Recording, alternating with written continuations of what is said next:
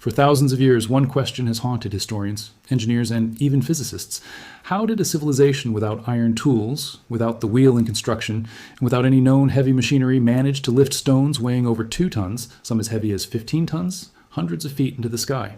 The Great Pyramid of Giza contains over 2 million blocks. If you tried to build it today using only ropes and human muscle, most engineers would tell you it's nearly impossible. And yet it stands, still standing after 4,500 years, staring back at every theory we've thrown at it. For decades, the leading explanation was simple. Ramps. Just drag the stones up a slope. But that answer never fully satisfied anyone, because the math didn't work. A ramp long and gentle enough to haul multi-ton blocks to the pyramid's peak would have needed more material than the pyramid itself. So archaeologists kept digging, literally, for the missing piece. And in the deserts east of the Nile, at a quarry called Hatnub, they finally found something that changed the story. Not a myth, not a guess. Physical evidence, wooden posts, rope marks, sled grooves, and hieroglyphic inscriptions carved directly into the stone, inscriptions that name the very pharaoh who built the Great Pyramid. This wasn't a random construction site. This was a blueprint left behind by the builders themselves, sitting untouched for 45 centuries. What they uncovered didn't just support the ramp theory. It revealed a specific mechanical system, one far more clever than anyone expected. Let's go back to the discovery and see exactly what these hieroglyphs told us. In 2018, a joint archaeological mission from the French Institute for Oriental Archaeology in Cairo and the University of Liverpool was excavating the alabaster quarry at Hatnub, roughly 4,500 years old.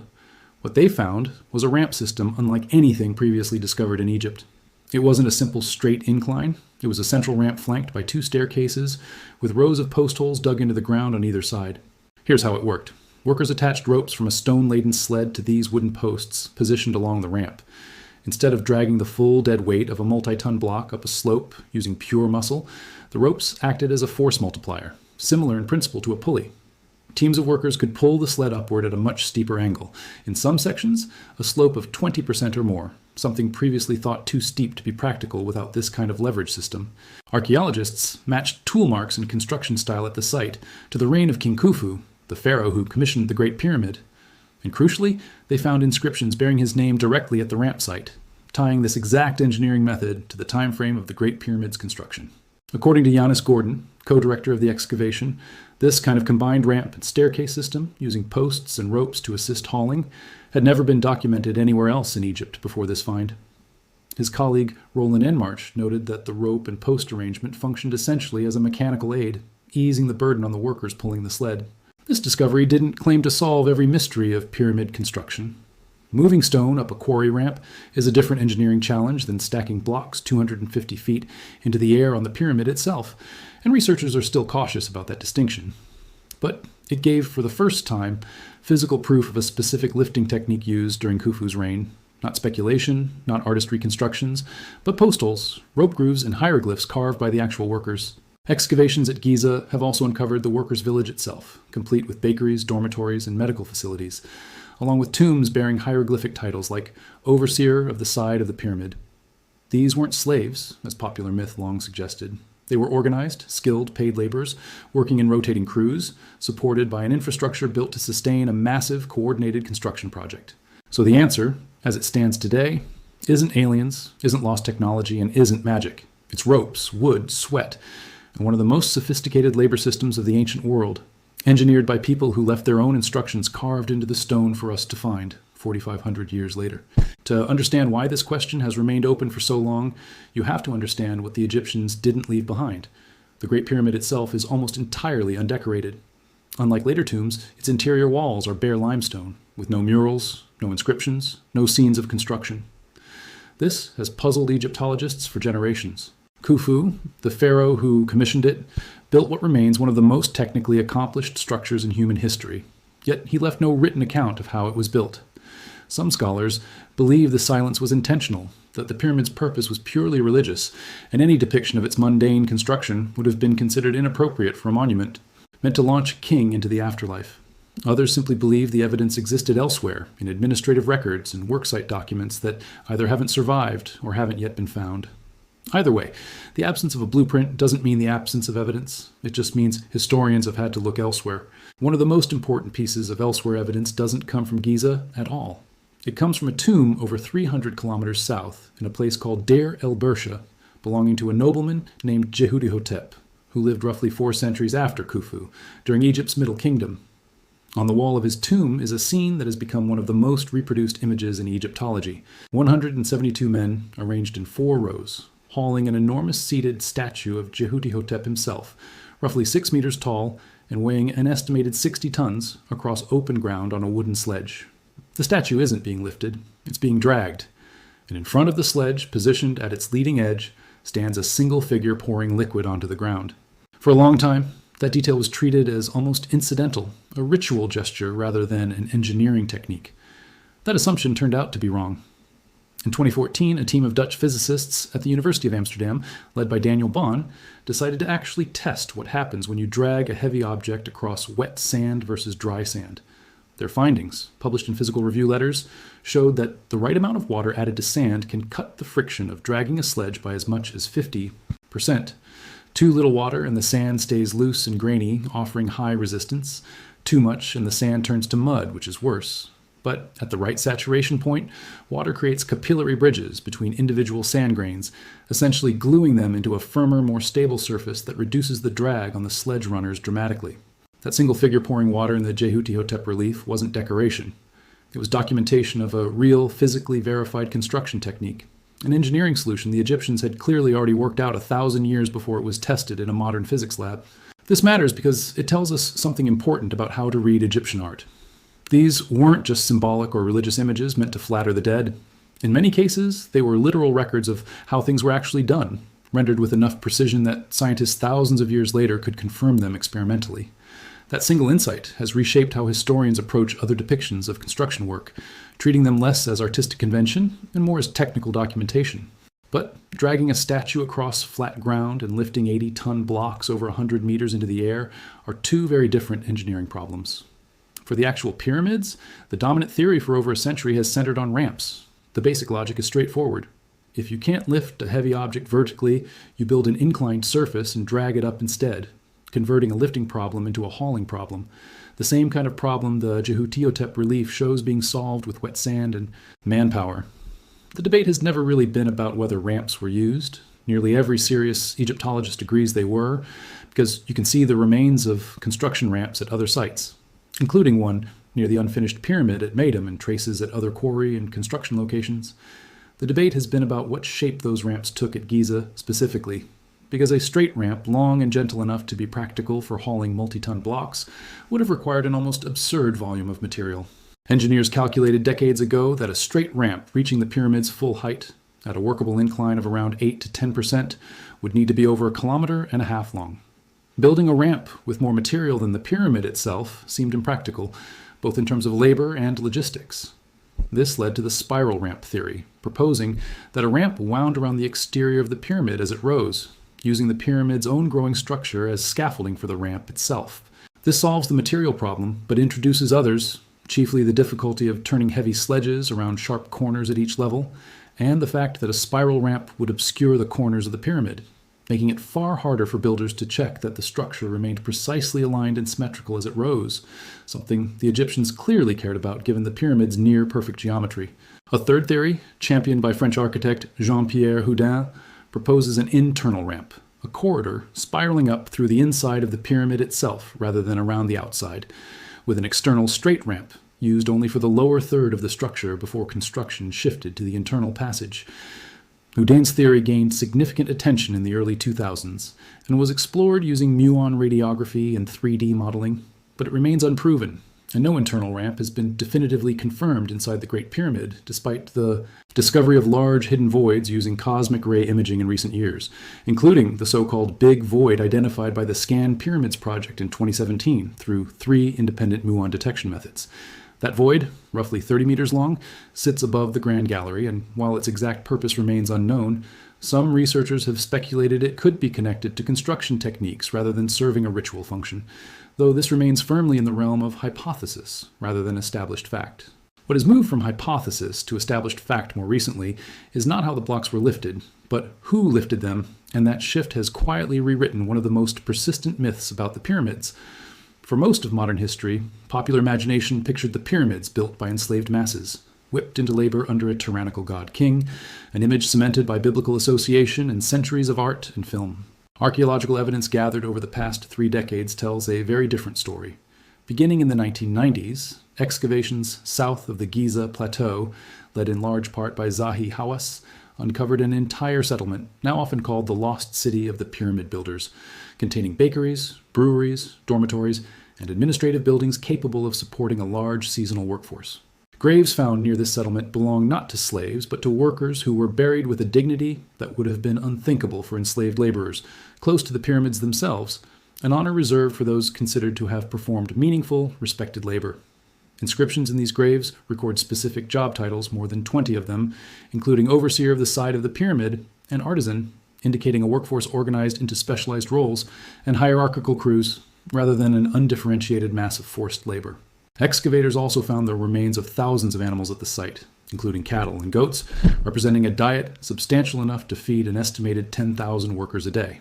Hawass and other researchers have pointed out that this scale of provisioning strongly suggests paid or otherwise compensated labor, since it would make little economic sense to feed enslaved workers so well when compulsion alone would suffice. This picture was reinforced dramatically in 2013 with the discovery of the Wadi el-Jarf papyri on the Red Sea coast, the oldest inscribed papyri ever found in Egypt. Among them is the logbook of an official named Merer, who led a team responsible for transporting limestone blocks by boat from the quarries at Torah to the construction site at Giza, using a network of canals built specifically for that purpose. Merer's diary records details as specific as which days his crew worked, how many trips they made, and which officials they reported to, offering the closest thing historians have to a first-person, contemporary account of pyramid logistics. It confirms that stone transport relied heavily on Egypt's river and canal systems, using boats to move material efficiently across long distances before final overland hauling took over near the construction site itself. More recent findings continue to add detail to this picture. Inspection work conducted above the king's chamber in a series of relieving chambers built to distribute the immense weight of stone above the burial chamber and prevent it from collapsing inward has documented red ochre markings left by ancient work crews. These marks function similarly to what Merer's papyri describe, logging the names of specific work gangs and tallying the days they labored, essentially a payroll and productivity record written directly onto the stone in a space almost no one was ever meant to see again once the pyramid was sealed. These aren't decorative hieroglyphs meant to be read by visitors or priests.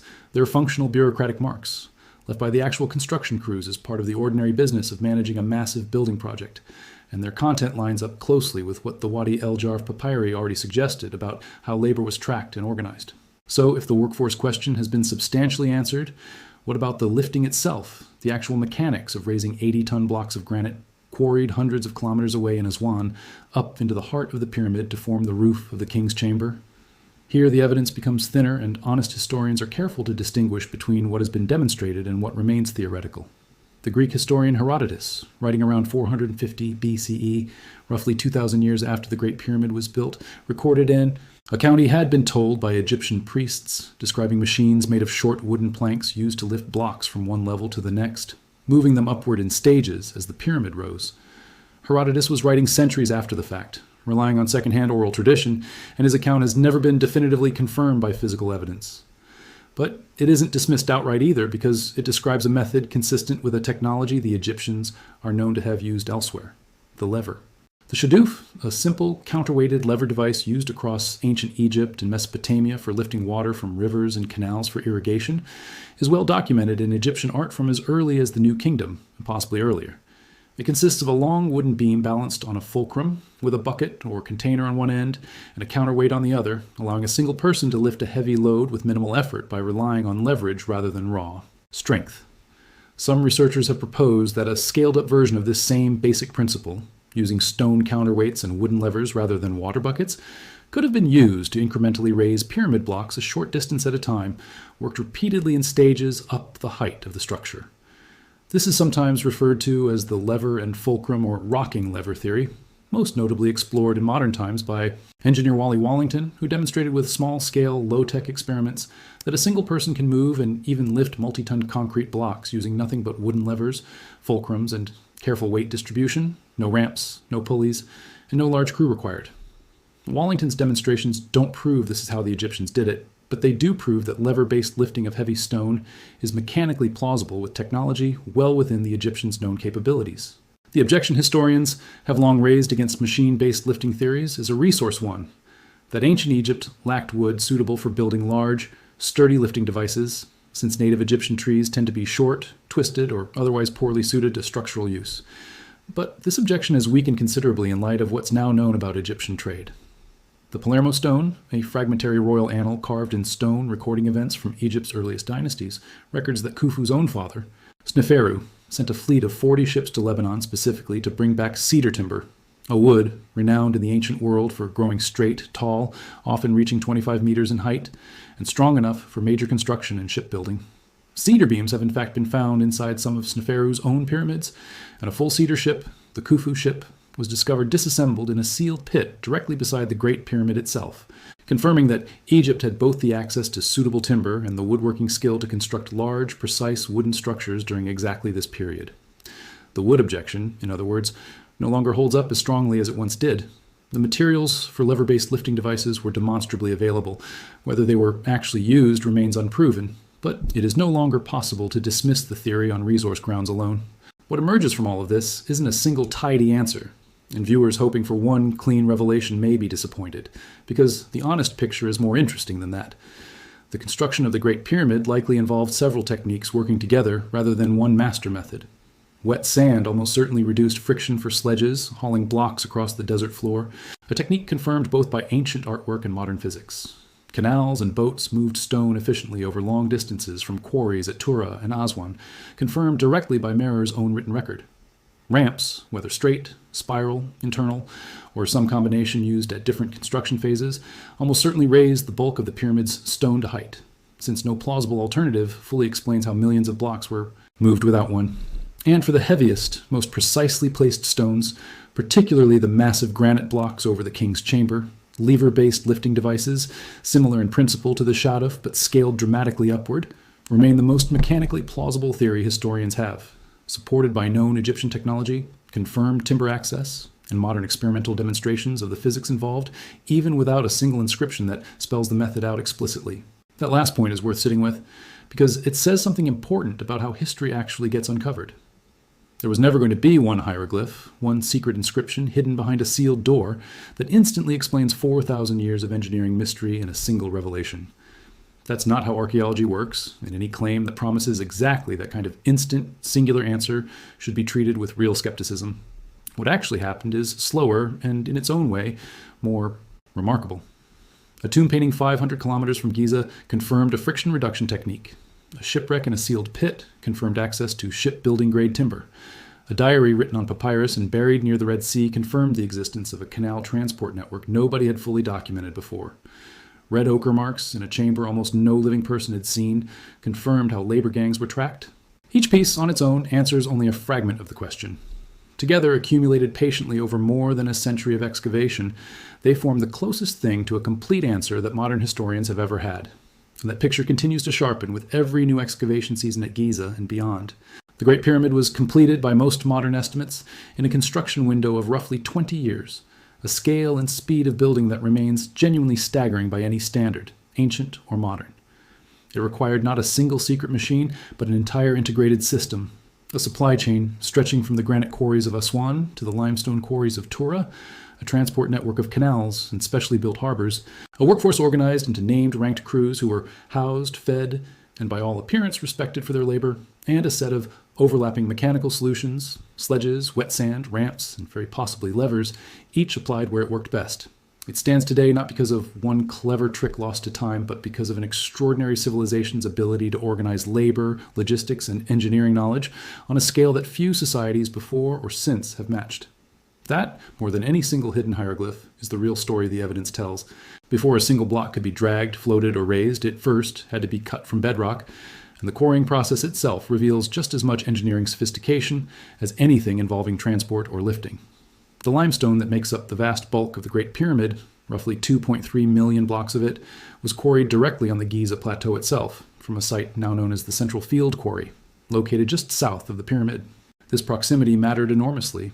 Rather than transporting the bulk of the structure's material over long distances, the builders simply worked with the stone already beneath their feet, dramatically reducing the logistical burden of the entire project.